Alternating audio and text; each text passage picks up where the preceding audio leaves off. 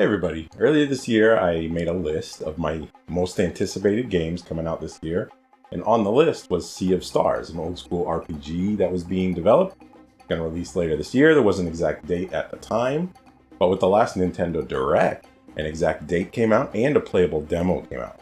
So today I wanted to play through the demo and give my, first impressions, if I'm still looking forward to it. Well, if you've played the demo, let me know. Are you looking forward to it too? Or if you have any other thoughts about the demo, let me know below. But I hope you enjoyed it as much as me. So let's get in there and talk about it.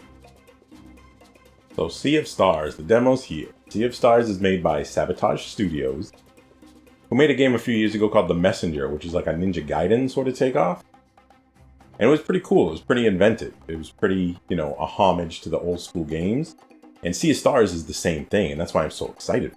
Because it's actually a homage to, Chrono Trigger, Illusion of Gaia, things like that, like the Super Nintendo era RPGs, even Super Mario RPG, they said, was an inspiration for them as they made it.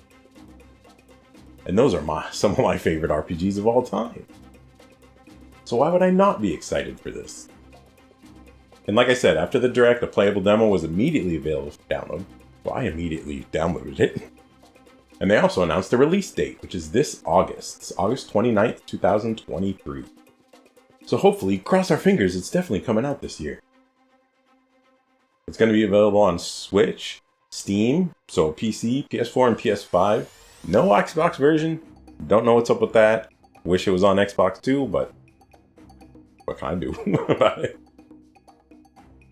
So I know I was super hyped for this game, so overall, playing through the demo, what do I think? Well, to me, I think it lived up to every ounce, every inch, every millimeter of hype. I really loved everything about the demo. And let's start from the beginning. It's a video game, so let's start with the graphics. I know some people don't like old school graphics nowadays. It's okay, it's the way it is. But the pixelated graphics are exactly what I love. It's exactly what I fell in love with when I first started playing RPGs back in the day. And this is a straight homage to those 16-bit era RPGs.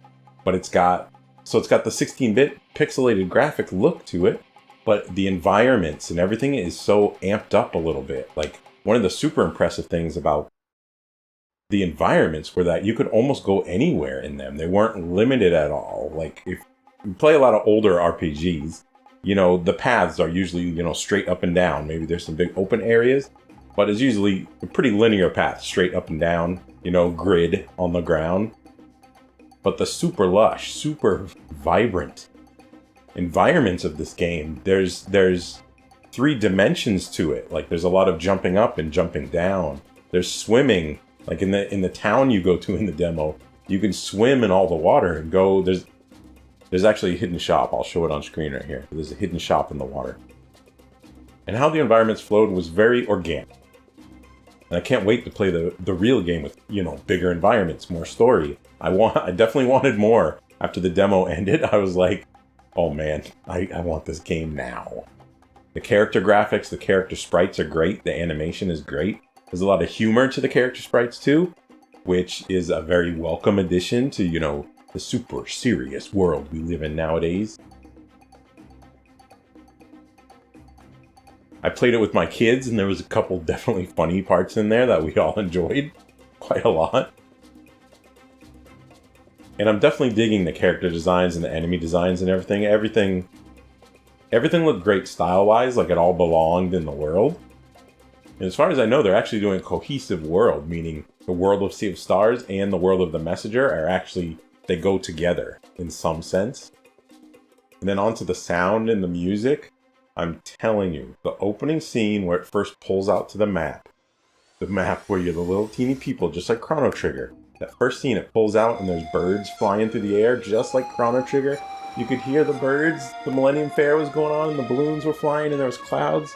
This game does the same, a homage to it a little bit, where, it pulls out to the map, birds are flying, the clouds are in the air. Oh man, it almost brought a tear to my eyes. Like, it was so good. And the music, especially the music in the demo, especially in that scene, it really brings you back. And there's a reason for that, because the guest composer for the game, Yasunori Mitsuda, was the actual composer on Chrono Trigger, Xenogears. He's done Xenoblade Chronicles nowadays. And he even did Chrono Cross. Chrono Cross I wasn't a huge fan of. However, the soundtrack, the musical soundtrack, is easily one of the best musical soundtracks of any RPG of all time for sure. And he's doing the music for this game.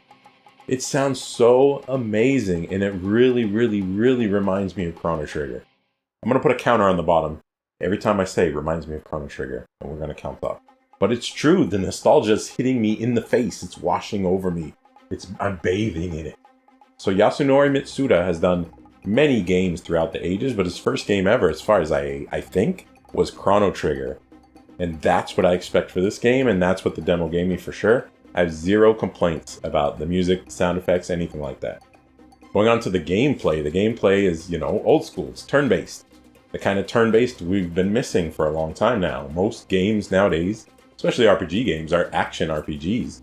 Or they're like this pseudo, like Final Fantasy system now, where it's sort of turn-based, but it's mainly action, like stuck in there. Well, this is really turn-based.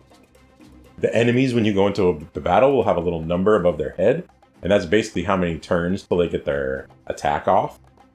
And one of the coolest things about the game to me, in battle-wise, is that you actually run up to the enemies, just like Chrono Trigger, yes.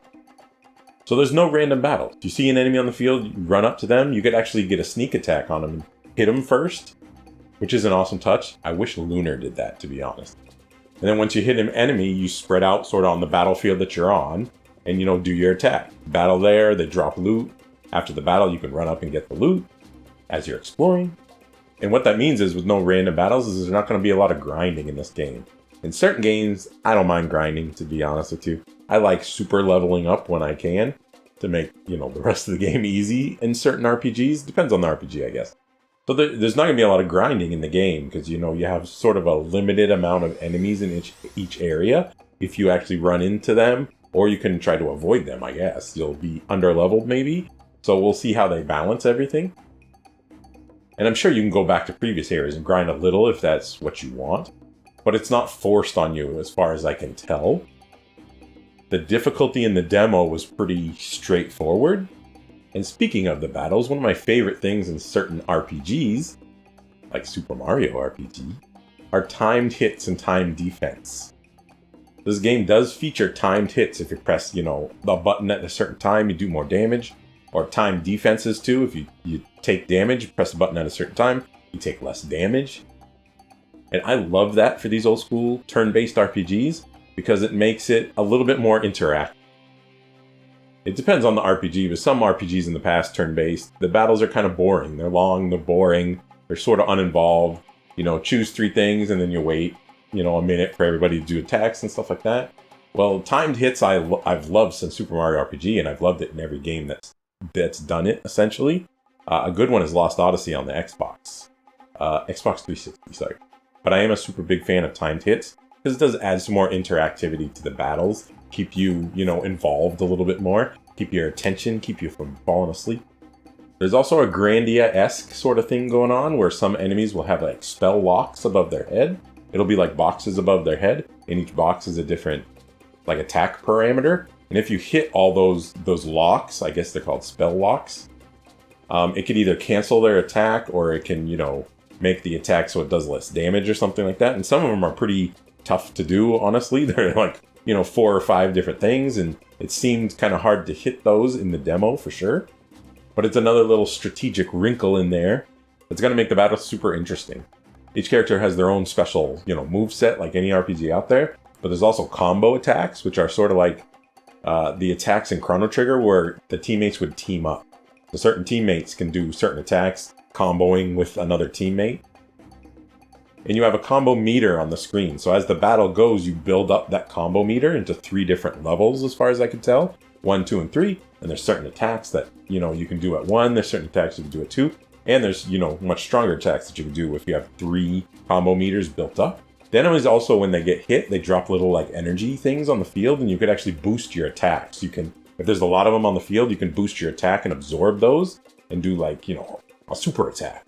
So there's a lot of stuff going on in the battle. It's not just hit a button, wait, hit a button, wait, hit a button, wait. There is a lot of strategy there and stuff, and I'm very impressed with that. I'm very impressed with the originality of it, and the battles flowed super well. So the battle system I'm definitely a big fan of.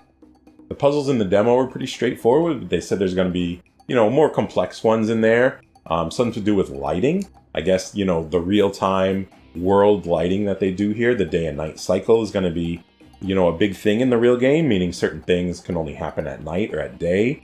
And you could actually, at some point in the game, you maybe be able to like turn the time dial, you know what I mean? And I can't wait to see some of the puzzles. I can't wait to see where it goes. One other thing I'll mention here is the level up system. Characters don't get experience individually, is what I noticed. They all level up together. And when you do level up, you actually, Super Mario RPG-like, you actually get to choose a stat. I know there's other games that have done this, but, the first one that pops into my mind is Super Mario RPG. When you level up, you get a baseline of stats on things, but then you also get to choose like a bonus stat. So I'll put them on the screen here. There's health, attack power, defense, and stuff like that.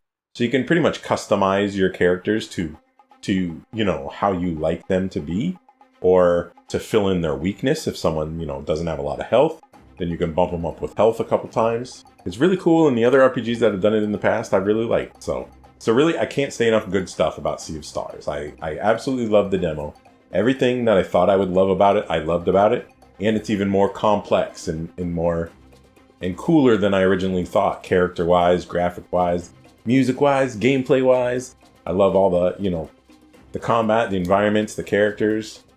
It's easily still on my list as my most anticipated game this year for sure. Maybe it's going to be my game of the year at the end of the year. We'll see. We'll see.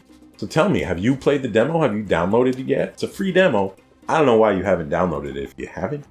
But if you're looking for an old school RPG, or want to play an RPG that's a little more simple compared to some of the other RPGs nowadays, then I would highly suggest trying it at least, and circling that August 29th date on your calendar this year.